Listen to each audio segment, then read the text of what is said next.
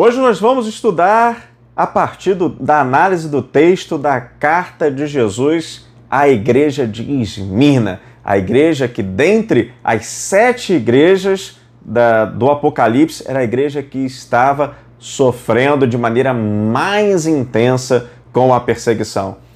Algo bastante interessante para nós hoje, para aumentar a nossa fé, para aumentar a nossa esperança, a nossa confiança em Jesus. Vamos lá? Vamos ao texto de Esmirna.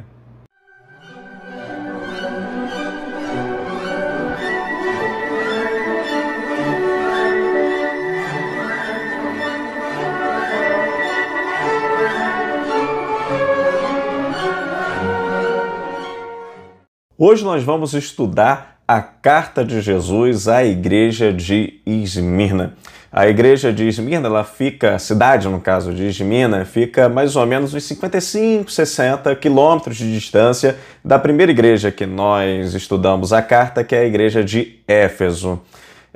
Ela chegou a ser total e completamente destruída lá pelo século VI a.C. E aí diziam que a cidade de Esmirna, ela era uma cidade que havia morrido e que da morte ela voltou à vida. Tem uma coisa assim, bem parecida com a igreja de Éfeso, é que nela também estava instalado com bastante força o culto prestado ao imperador. Ela era chamada de Esmirna, a fiel. E aí não é fiel a Deus não, gente, é fiel ao imperador romano.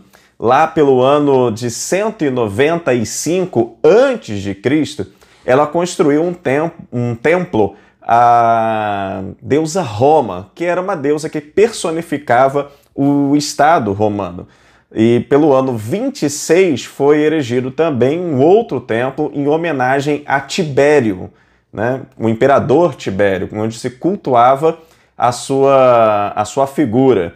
E também, assim, esse templo, ele de quebra, foi também construído em homenagem à mãe de Tibério, Lívia, e ao Senado romano. Tem algumas características interessantes dessa cidade, em que o historiador Apolônio, ela vai dizer que, assim, a cidade reconstruída, quando era olhada de cima, e aí se via, né, os edifícios ao redor da colina de Pagos, ela parecia uma coroa.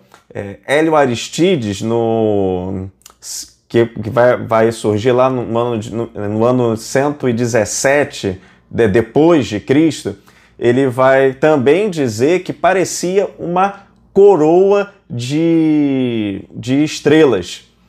Cibele era a deusa que aparecia cunhada na moeda que circulava na cidade de Esmirna, e era uma deusa que era coroada. Lá se também adorava a coroa do império. E Pausanias, ele vai também dizer para a gente que era dado aos vencedores dos jogos esportivos que se realizavam ali em Esmirna uma coroa. E aí a gente vai entender o porquê de eu estar reforçando tanto essas coroas agora que a gente vai entrar no texto da Carta de Jesus à Igreja de Esmirna. Texto em tela, vamos analisar então o conteúdo da Carta de Jesus à Igreja de Esmirna. Começa da seguinte forma: ao anjo da Igreja de Esmirna escreva: são essas palavras daquele que é o primeiro e o último, que morreu e tornou a viver. Tal como na carta de Éfeso, a gente observa aqui que Jesus ele vai se apresentar resgatando um pouco daquelas características que apareceram e que nós já vimos de Jesus glorificado, que aparece no capítulo 1 do livro de Apocalipse. E aí, no caso aqui, ele vai dizer: eu sou o primeiro e o último que morreu e tornou a viver. Bom, se a gente for analisar todas as 7 cartas, das 7, Esmirna é a que mais corre perigo de vida por causa do Evangelho. A gente vai ver ali que a perseguição para essa igreja era muito mais intensa do que qualquer outra. E nada mais alentador, quando a gente olha o texto aqui, de Jesus se apresentar como o primeiro e o último, ou seja, aquele que tem o domínio sobre toda a história da humanidade. E também ele se apresenta como aquele que morreu e tornou a viver, ou seja, ele tem todo o domínio sobre a morte. E aí a gente vai observar que esse termo de se apresentar é interessante porque não só resgata características de Jesus glorificado que aparece no capítulo 1, mas como também ele resgata a própria maneira como Esmirna ela era tratada. Lembra que ela foi totalmente destruída e foi reconstruída? E aí diziam que ela da morte tornou a viver? Bom, quem verdadeiramente da morte tornou a viver é Jesus, né? E aí ele se coloca aqui como sendo aquele que é primeiro e o último, ou seja, ele tem domínio sobre a história, e é aquele que morreu e tornou a viver, ou seja, ele tem o domínio sobre a morte. Algo bastante bastante alento, né? Traz um consolo, um conforto para essa igreja que nós vamos ver, que é a igreja que mais sofreu com perseguição das 7 comunidades do Apocalipse. Vamos ao versículo 9. Conheço as suas aflições e a sua pobreza, mas você é rico. E aí eu vou adiantando, né, que muito diferente da co-irmã Laodiceia, que será a última igreja que nós vamos observar a carta, Esmirna é uma igreja composta de pessoas simples, pessoas pobres, economicamente falando, né? Mas também isso está relacionado à perseguição intensa que aqueles irmãos sofriam, porque é muito provável que essa pobreza que os irmãos de Esmirna apresentam pode ser fruto do confisco de bens. Nós vamos observar ali em Hebreus, o autor de Hebreus, no capítulo 10, versículo 34, ele vai falar dessa realidade de que muitos estavam perdendo os seus bens, tinham seus bens confiscados por causa do evangelho. Olha lá o que diz Hebreus 10, versículo 34. Vocês se compadeceram do que estavam na prisão e aceitaram alegremente o confisco dos próprios bens, pois sabiam que possuíam bens superiores e permanentes, né? Oh, meu Deus do céu, que trava-língua que eu fiz agora, né? Então isso já era uma realidade. Uma das punições para aqueles que declaravam que Jesus Cristo é Senhor, que não havia outro Senhor que não Jesus, era o confisco de bens. Então, muito provavelmente, essa pobreza dos irmãos e irmãs dali da igreja de Esmirna pode ser fruto desse confisco de bens. Continua o versículo 9. Conheço a blasfêmia dos que se dizem judeus, mas não são, sendo antes da sinagoga de Satanás. Essa blasfêmia não se trata exatamente de algo contra Deus, mas no caso são as acusações falsas que eram levantadas contra os seguidores de Jesus, contra os cristãos. E essa questão dos que se dizem judeus e não são, nesse versículo, tem aí duas possibilidades, tá? Uma de serem cristãos judaizantes. Eles vão aparecer, por exemplo, ali na carta que Paulo vai escrever aos Gálatas, no capítulo 6, que no versículo 12, Paulo vai dizer o seguinte: os que desejam causar uma boa impressão exteriormente, tentando obrigá-los a se circuncidarem, agem desse modo apenas para não serem perseguidos por causa da cruz de Cristo. Nem mesmo os que são circuncidados cumprem a lei, querem, no entanto, que vocês sejam circuncidados a fim de se gloriarem no corpo de vocês. E aí vamos explicar alguns detalhes aqui desse texto de Paulo aos Gálatas. Primeiro eles falam o seguinte, né? Eles estão tentando obrigá-los a circuncidar e agem desse modo apenas para não serem perseguidos por causa da cruz de Cristo. Por quê? tendo o cristianismo ainda conservando a forma de judaísmo, o judaísmo era uma religião permitida pelo Império Romano. Então, se os cristãos se comportassem ainda como se fossem judeus, respeitando e observando todos os aspectos da lei, poderiam então passar desapercebido pelas autoridades romanas. E aí, então, isso era uma maneira de tentar fugir da perseguição romana, mas também era uma maneira de camuflar o verdadeiro evangelho, impondo ainda a lei cerimonial para aqueles que iam se convertendo, o que não fazia o menor sentido a partir da pessoa e obra de Cristo Jesus.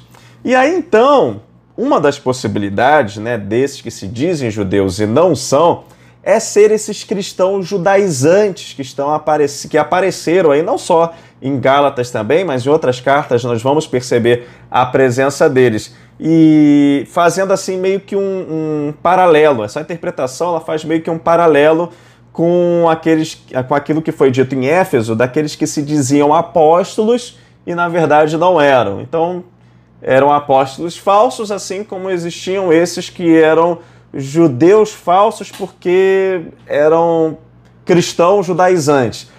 Isso é uma interpretação, mas é uma interpretação minoritária. A interpretação majoritária para esse texto, né, para essa expressão que diz esses que se dizem judeus e não são, e aí vamos voltar aqui para a tela, né, o texto do Apocalipse, né? A gente está no versículo 9. Esses que se dizem judeus e não são os judeus. Por quê? Porque na cabeça de João, e aí vamos entender que João está na década de 90, cristianismo e judaísmo ainda não estão totalmente descolados um do outro. Existe uma certa... para o Império Romano, eles observam o cristianismo como se fosse um dos partidos que existiam dentro do judaísmo. Não existiam os fariseus, não existiam os saduceus. Para eles, o cristianismo nada mais era do que uma terceira vertente. Seriam os nazireus, né? Seriam os seguidores do Nazareno, a seita dos nazarenos. E aí os judeus eles se esforçaram quanto eles puderam para se diferenciar dos seguidores de Jesus, justamente por causa da declaração, digamos assim, subversiva, de declarar que Jesus Cristo é o Senhor, o único Senhor, que não havia outro Senhor que não seja Jesus, né? Afinal de contas, como nós sabemos, o imperador, ele se proclamava um Deus, né? Então, assim, isso entra em choque com a ideologia romana. E essa acusação, por exemplo, Paulo, ele vai receber ali em Atos, no capítulo 17, quando ele está em Tessalônica. Vamos observar aqui, ó, do verso 5 até o verso 7. A gente vai observar esse esforço dos judeus que eles faziam de se descolar dos seguidores de Jesus e de acusá-los de ir contra ao Império, né? De ir contra ao Império Romano. Atos 17, versículo 5. Mas os judeus ficaram com inveja aqui no caso de Paulo. Reuniram alguns homens perversos dentre os desocupados e com a multidão iniciaram um tumulto na cidade. Invadiram a casa de Jason em busca de Paulo e Silas, a fim de trazê-los para o meio da multidão. Contudo, não os achando, arrastaram Jason e alguns outros irmãos para diante dos oficiais da cidade, gritando: esses homens que têm causado alvoroço por todo o mundo, agora chegaram aqui. E Jason os recebeu em sua casa. Todos eles estão agindo contra os decretos de César, dizendo que existe um outro rei chamado Jesus. Então, esses que se dizem judeus e não são, para João, são os judeus, que, apesar de terem conhecimento do Pentateuco, né, ou seja, da Torá, dos profetas e dos escritos, não reconheceram na pessoa de Jesus o Messias. Porque para João, o judaísmo em Jesus ele teria uma continuidade. Bom, temos ali o judaísmo, com todo o arcabouço de promessas que vão apontar para o Messias. O Messias chegou, então não se acaba o judaísmo. Não, o judaísmo ele tem então agora uma nova etapa. O Messias veio. Então seria uma continuidade, né? Então, para João, aqueles que se dizem judeus e não são esses judeus que não reconhecem Jesus como o Messias. Ou seja, eles vivem numa perspectiva atrasada, numa perspectiva errada, porque eles não reconheceram a Jesus como Messias. Essa carta, ela deixa transparecer para nós, essa carta de Jesus aos irmãos de Esmirna, deixa transparecer que havia uma... Opa, perdão. É o capítulo 2, versículo 9, né? Que havia assim, um grupo grande de judeus que eram influentes na cidade e junto às autoridades e bastante hostis aos seguidores de Jesus.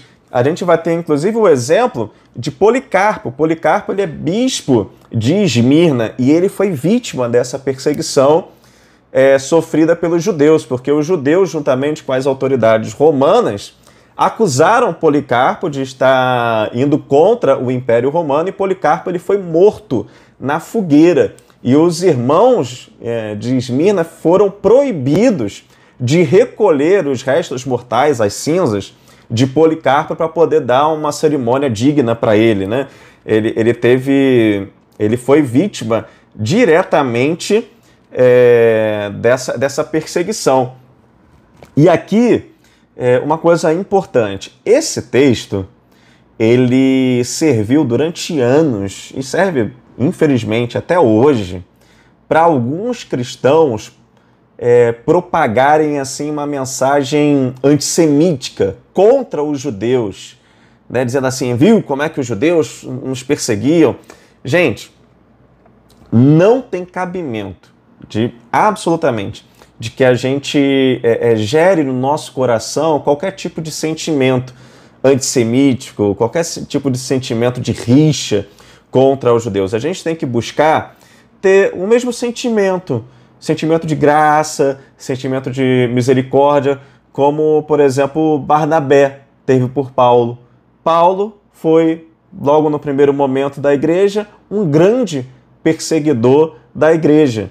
E encontrou em Barnabé, depois da sua conversão, alguém que deu todo o apoio a ele, né? Paulo, ele nunca sofreu agressão por parte da igreja, pelo contrário, ele perseguiu os do caminho. E, no entanto, quando ele se converte, quando ele tem um encontro com o Senhor, ele é prontamente acolhido pela igreja. Primeiramente por Ananias e depois nós temos Barnabé, que podemos dizer assim, né, que o discipulou. Bom, continuando, o texto, ele vai dizer o seguinte: não tenha medo do que você está prestes a sofrer. Saibam que o diabo lançará alguns de vocês na prisão para prová-los. A gente acabou de ver o exemplo aí de Policarpo, que, por exemplo, que foi uma das vítimas dessa perseguição, porque ele não negou a sua fé em Jesus Cristo, né? E aí, então, foi morto por isso. Vocês sofrerão perseguição durante 10 dias. Lembra que o número 10, ele vai trazer a ideia de algo completo, né? 10 e seus múltiplos, 10, 100, 1000. Só que aqui, ele não pode ser entendido como um número literal. Está dizendo o seguinte, que eles vão sofrer uma perseguição por um tempo, só que como ele utiliza o número 10, possivelmente assim, é um tempo curto, né? Um tempo curto. Nesse tempo das 7 igrejas, o Apocalipse ele ainda não vai apontar para a gente que exista, nesse contexto das cartas às 7 igrejas, uma perseguição mundial sistematizada. Existem mundialmente focos de perseguição, mas ainda não sistematizada ou coordenada pelo Império. E mais à frente, quando a gente continuar estudando o livro de Apocalipse, a gente vai perceber que esse tempo completo, ele em algum momento ele vai ser tratado quase como se fosse um tempo necessário. Mas não vamos entrar agora nessa questão, porque isso vai ser melhor tratado quando a gente chegar nos selos, salvo engano, no 5º selo, que é o selo dos mártires. Então, quando a gente chegar lá nos selos, no 5º selo, é que a gente vai então tratar dessa questão da necessidade da vivência desse tempo de uma perseguição, né? Continua o texto: seja fiel até a morte, e eu lhe darei a coroa da vida. E aí é bastante interessante para tudo aquilo que a gente observou no começo da aula, né, em que a gente falou, né, de um que achava que, olhando de cima, os edifícios em torno ali da colina de Pagos, né, seria o centro da cidade de Esmirna, olhando de cima assim, parecia uma coroa. O outro que vai dizer que parecia uma coroa de estrelas. A cidade que tinha um templo em que se cultuava a coroa do império, ou seja, o imperador Tibérios, que tinha na sua moeda cunhada a deusa Cibele, que era uma deusa que possuía uma coroa na sua cabeça. Então, assim, a promessa de Jesus seja fiel até a morte e te darei a coroa da vida. Ou seja, Jesus está prometendo aqui a coroa mais excelente de todas. É a coroa da vida. Coroa essa que Tiago, no capítulo 1, verso 12, ele vai mencionar, ele vai dizer assim: feliz é o homem que persevera na provação, pois depois de provado receberá a coroa da vida que Deus prometeu aos que amam. Essa coroa, então, ela reaparece aqui no capítulo 2, versículo 10 de Apocalipse, né? Então, Jesus falando: seja fiel até a morte e te darei a coroa da vida. E aí vamos lembrar que a figura, a imagem dessa coroa, ela não vem da ideia de monarquia, mas ela vem principalmente da ideia dos jogos, né, dos jogos esportivos em que o atleta que ganhasse, que vencesse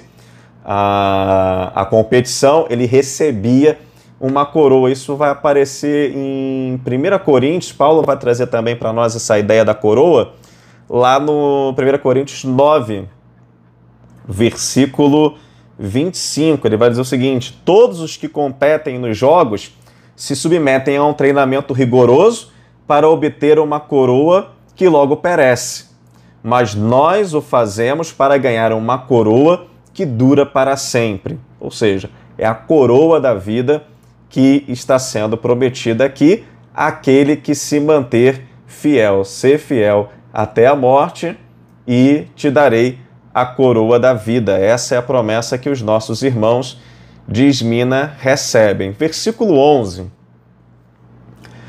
Aquele que tem ouvidos, ouça o que o Espírito diz às igrejas. O vencedor, de modo algum, sofrerá a segunda morte. Bom, a primeira morte, todo mundo sabe, é aquela que é experimentada por toda a humanidade, né? Chegou um determinado momento, uma idade, ou por uma doença, ou qualquer coisa que seja, a gente morre. A segunda morte já é o destino dos perdidos. É aquilo que vai se dizer no livro de Apocalipse mais à frente, que é um lago de fogo e enxofre. E Jesus, ele vai nos encorajar sobre isso ali no livro, no Evangelho segundo escreveu Mateus, no capítulo 10, versículo 28. Ele vai dizer o seguinte para a gente: olha, não tenham medo dos que matam o corpo, mas não podem matar a alma. antes tenham medo daquele que pode destruir tanto a alma como o corpo no inferno.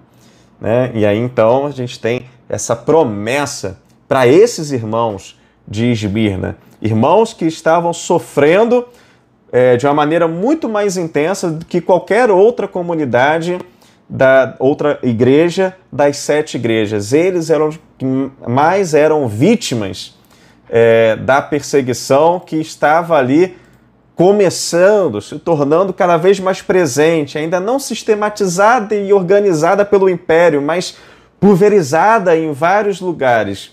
E aí, para esses irmãos, e para nós hoje, Jesus ele se apresenta como o primeiro e o último. Você sofre perseguição por causa do Evangelho? Porque é o seguinte, o cristão, de certa forma, meus caros, eu posso afirmar isso com tranquilidade. Se você é cristão, você vai sofrer por causa do Evangelho. Porque a mensagem do Evangelho é uma mensagem antagônica à maneira de pensar desse mundo. Ela é oposta à maneira de pensar desse mundo. Então ela vai entrar em choque e o mundo vai responder com agressividade aos princípios e valores do reino de Deus. Então, se você é alguém que milita, que absorve, que prega e que é realmente sal, é a luz do mundo, você vai sofrer por causa do Evangelho. Mas saiba, porém, contudo, todavia, que Jesus, ele é o primeiro e o último. Ele é o Senhor da história. É aquele que esteve morto, mas agora está vivo. E mesmo que você pague o preço da sua própria vida por amor ao Evangelho, Jesus, ele tem poder sobre a morte, né? E ele vai te garantir a esse que é fiel até a morte, a coroa da vida. E aí você não sofrerá de modo algum a segunda morte. E que Jesus, a nossa esperança, te abençoe. Até mais, um abração e até a próxima semana.